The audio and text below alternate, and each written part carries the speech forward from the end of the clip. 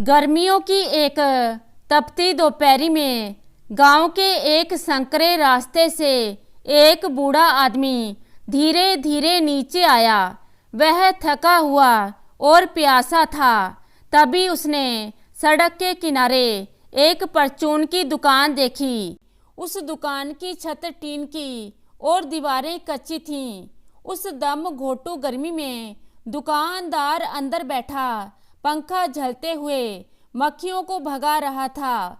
दुकान के सामने एक छोटी सी बेंच थी जिस पर शाम होने और मौसम कुछ ठंडा होने पर गांव के लोग बैठकर बतियाते थे।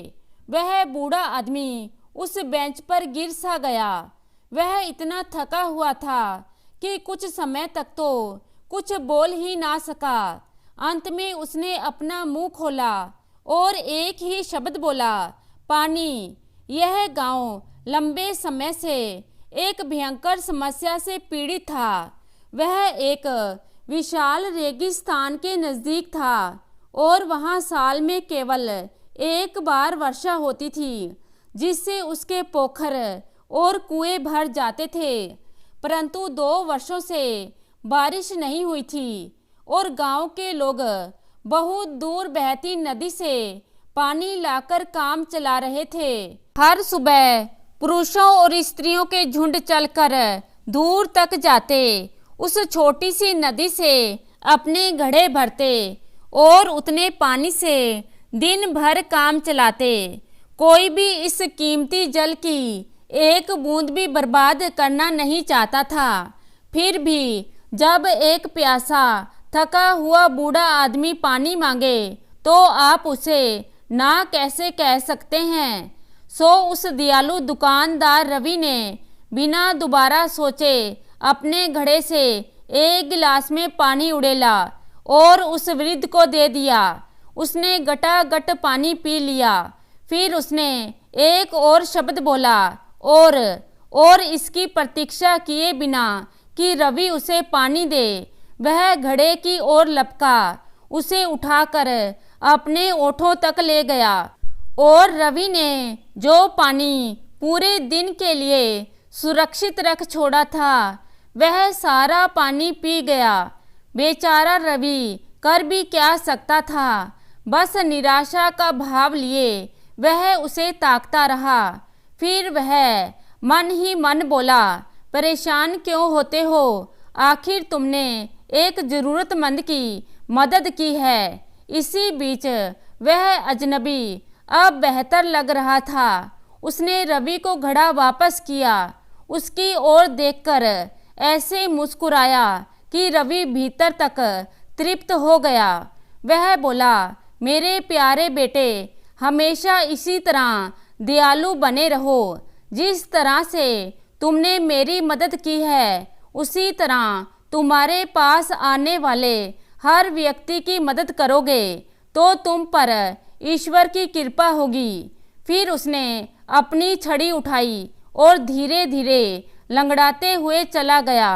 रवि उस विचित्र वृद्ध को अपनी आंखों से ओझल होते हुए देखता रहा। फिर अपनी दुकान के कामों में जुट गया। दोपहर में गर्मी और भीषण हो गई। कुछ समय के बाद रवि को ऐसा लगा मानो उसका सिर दर्द से फट जाएगा। उसके होठ सूख गए थे और गला इतना खुश्क हो गया था कि वह दर्द करने लगा। उसे पानी की बेहद जरूरत थी, परंतु वह आगंतुक सारा पानी खत्म कर चुका था। यह सोचकर कि शायद उसमें कुछ पानी बचा हो, रवि ने घड़ा अपने होठों तक लाकर उसे तिरछा किया। उसके आश्चर्य की कल्पना करो जब पानी की एक मोटी धार उसके चेहरे से बह निकली। वह मीठा और ताजगी देने वाला पानी था जिसने न केवल उसकी प्यास बुझाई बल्कि उसका सिर दर्द भी गायब कर दिया। अभी जो कुछ हुआ था उसे समझने की कोशिश करते हुए रवि पानी के उस घड़े को एक टक देखता रहा। तभी करीम लंगड़ाते हुए उसकी दुकान में घुसा। करीम एक युवक था जिसका एक पैर कई वर्ष पहले हुई एक दुर्घटना में क्षतिग्रस्त हो गया था और वह लंगड़ाकर चलने पर मजबूर हो गया था। जब वह बीमार या थका हुआ होता था तब उसकी लंगड़ाहट बढ़ जाती थी। उस वृद्ध की तरह करीम भी दुकान के सामने पड़ी बेंच पर धम से बैठ गया और लंबी लंबी सांसें लेने लगा। फिर उसने अपनी जेब से सामान की एक सूची ढूंढकर निकाली और रवि को पकड़ा दी। जब रवि ने कागज पर लिखी हुई वस्तुओं को पैक करना शुरू किया तो करीम ने भोजन की एक छोटी सी पोटली खोली और वहीं बैठकर खाने लगा। अंत में उसने अपने स्कार्फ से मुंह पोंछा और रवि के पानी के घड़े की ओर इशारा करते हुए पूछा, क्या मैं 2 घूंट पानी पी सकता हूँ? आखिर गर्मी भी तो किस कदर पड़ रही है। रवि कोई दाल तोड़ने में व्यस्त था। उसकी ओर देखे बिना ही उसने कहा, तुम्हें पानी पिलाकर मुझे खुशी होती, मगर कोई आदमी पहले ही ज़्यादातर पानी पी चुका है। फिर जब मुझे प्यास लगी तब बचा खुचा पानी मैंने ख़त्म कर दिया। यह क्या कह रहे हो मेरे दोस्त? मैं साफ साफ देख सकता हूँ कि घड़ा पानी से लबालब भरा हुआ है। रवि ने नजरें उठाईं और जो कुछ उसने देखा उस पर विश्वास नहीं हुआ। उसकी आंखों के सामने करीम ने गिलास में पानी उड़ेला और पी गया। फिर उसने खरीदी हुई सभी वस्तुएं ली और दुकान से चला गया। रवि को उसकी लंगड़ाहट ऐसी लगी जैसे वह लगभग ठीक हो गई हो। उसे समझने की कोशिश में रवि कुछ समय तक उसे देखता रहा। इस दौरान वह इस नतीजे पर पहुंचा कि भीषण गर्मी के कारण उसे भ्रम हुआ होगा। वह अपनी दुकान के अपेक्षाकृत शीतल वातावरण में चला गया और ऊँघने लगा। फिर एकाएक हड़बड़ी में उसकी नींद खुल गई, क्योंकि कोई जोर जोर से उसका नाम पुकार रहा था। उसने आंखें खोली तो करीम को सामने खड़ा पाया। इस बार वह अपनी छोटी बहन फातिमा का हाथ पकड़े हुए था। भाई उठो, हमें तुम्हारी मदद की ज़रूरत है, उसने विनती की। क्या कुछ गड़बड़ है? फातिमा बुखार में तप रही है तो डॉक्टर के पास जाओ। तुम उसे एक परचून की दुकान पर क्यों लाए हो? करीम कुछ देर तक उसे देखता रहा, फिर बोला, तुम नहीं जानते कि अभी अभी तुमने किस तरह मेरी मदद की। जैसे ही मैंने तुम्हारे जादुई घड़े से पानी पिया, मेरा पैर जो कई सालों से मुझे परेशान कर रहा था अपने आप ठीक हो गया। फातिमा को भी उसमें से थोड़ा पानी पिला दो। मुझे भरोसा है कि उसका बुखार चुटकी बजाते ही चला जाएगा। रवि हक्का बक्का रह गया। जादुई घड़ा, रोग नाशक पानी, करीम किस बारे में बात किए जा रहा था? फिर भी उसने घड़ा फातिमा की ओर बढ़ा दिया। उसने थोड़ा पानी पिया, फिर आराम करने के लिए बैठ गई।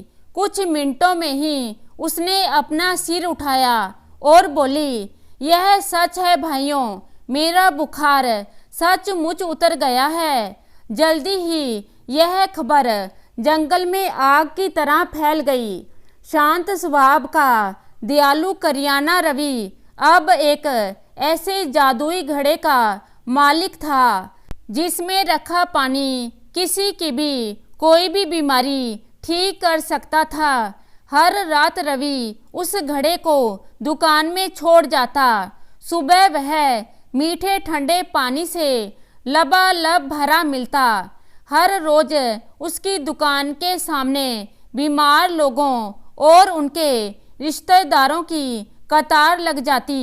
रवि उनमें से हर एक को घड़े का पानी पिलाता और वे यह कहकर विदा लेते कि अब वे पहले से बेहतर हैं।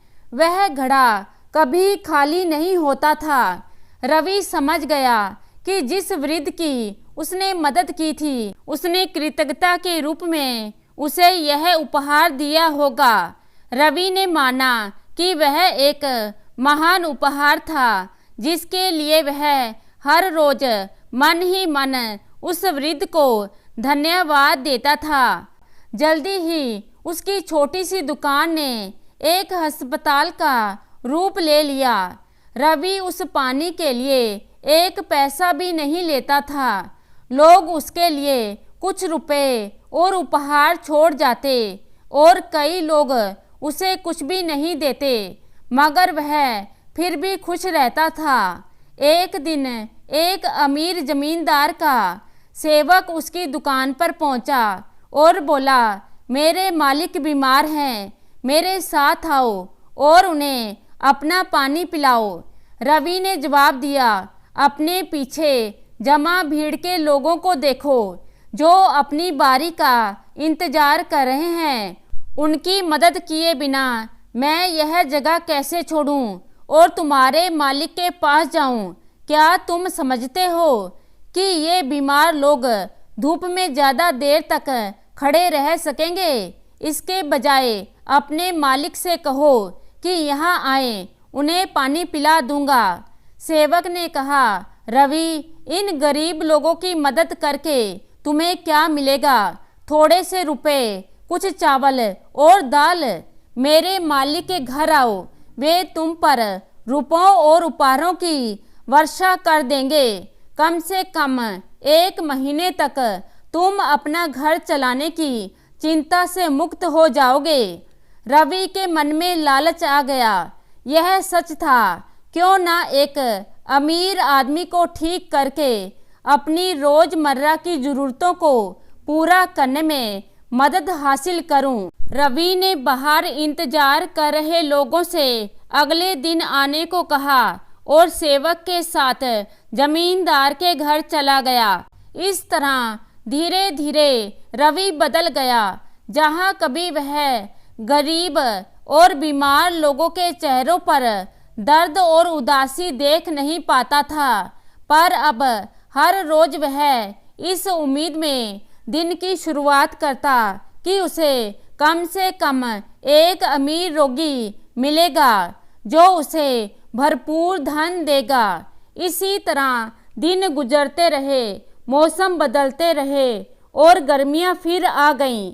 रवि अपनी दुकान में बैठा बही खाता लिख रहा था कि उसके कानों में एक बूढ़े आदमी की कांपती सी आवाज आई, बेटा पानी।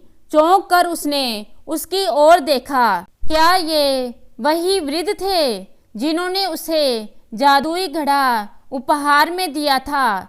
परंतु आगंतुक के ठीक पीछे कोई और नहीं, राजा का संदेश वाहक खड़ा था। जल्दी चलो, राज सेवक चिल्लाया। महारानी को एक मच्छर ने काट लिया है। पानी, बूढ़े आदमी ने दोहराया। महारानी अस्वस्थ हैं, राज सेवक फिर चिल्लाया। रवि ने बारी बारी से दोनों को देखा। एक तो मैला सा बूढ़ा आदमी था, जो वही व्यक्ति हो भी सकता था और नहीं भी जिसने उसे वह घड़ा दिया था। दूसरी ओर स्वयं राजा का संदेशवाहक था। उसने सोने के उन सिक्कों की कल्पना की जो पानी से महारानी का मच्छर दंश ठीक होने के बाद उस पर बरसने वाले थे। उसका चुनाव स्पष्ट था। उसने घड़ा उठाया और उस अजनबी से कहा, चाचा यहीं ठहरना, मैं जल्दी ही वापस आऊँगा। राजा के तेज तर्रार घोड़े उसे महल तक ले गए। वह तेजी से महारानी के कक्ष में गया, जहां वह अपनी बाजू पर मच्छरों के काटने के स्थलों को निराशा से देख रही थी। उसने एक गिलास में पानी उड़ेलने के लिए घड़े को तिरछा किया, परंतु कुछ भी बाहर नहीं आया। उसने बार बार घड़े को तिरछा किया। उसने उसे उल्टा करके तले तक गौर से देखा। वह एक हड्डी की तरह सूखा था। राजा दहाड़ा, धोखेबाज, अभी बाहर निकलो और मुझे यह कभी सुनाई ना दे कि तुम्हारे पास रोगों के इलाज की जादुई शक्ति है। अगर तुमने फिर ऐसा कोई दावा किया तो मैं हमेशा के लिए तुम्हें गांव से बाहर कर दूंगा। फिर वह अपनी रानी को दिलासा देने लगा, जो अपनी बाजू पर मच्छर दंश के छालों पर आंसू टपका रही थी। रवि धीरे धीरे चलकर अपने गांव वापस आया।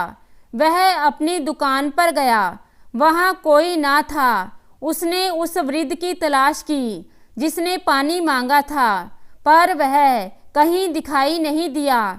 उसने जोर से पुकारा, चाचा मुझे माफ़ कर दो, मुझसे गलती हो गई, कृपा करके आ जाइए, मैं आपको पानी पिला दूंगा। लेकिन कोई जवाब नहीं आया। अब उसकी समझ में आया कि वे वही वृद्ध थे जिनसे वह 1 साल पहले मिला था। उसे वे लोग याद आए जिनका इलाज उसने दयालुता और संवेदना के चलते किया था, और बदले में उन्होंने उसे दुआएं और प्यार दिया था। उसे उनकी उदारता के छोटे छोटे कृत्य याद आए, जब उन्होंने पानी के बदले कुछ सिक्के या अपने बगीचे में उपजी सब्जियां उसे उपहार में दी थीं। अब वह इतना खुदगर्ज और लालची बन गया कि उसने उन्हीं लोगों की उपेक्षा की जिन्हें उसकी सबसे ज़्यादा ज़रूरत थी। उन वृद्ध सज्जन ने उससे वे शक्तियाँ वापस ले लीं जब उन्हें महसूस हुआ कि रवि ने उनके उपहार का दुरुपयोग किया था। कोई बात नहीं, रवि मन ही मन मुस्कुराया। वह पानी के बदले मिले धन का उपयोग गांव में एक असली डॉक्टर लाने में करेगा, जो दवाओं और रोगों को अपने ज्ञान के जरिए लोगों की मदद करेगा, ताकि उन्हें अपने रोगों के इलाज के लिए किसी जादूगर का इंतजार ना करना पड़े। उस दिन से रवि नदी से लाए गए साधारण पानी से घड़ा भरता, अपनी छोटी सी दुकान पर सावधानी से ले जाता और उस वृद्ध का इंतजार करता। क्या पता किसी दिन वह वापस आए। साथ ही वह अपने गांव में एक असली डॉक्टर लाने के लिए भी कृत संकल्प था। तो दोस्तों, कैसी लगी आज की कहानी? आशा करती हूँ कहानी को पसंद करेंगे। धन्यवाद।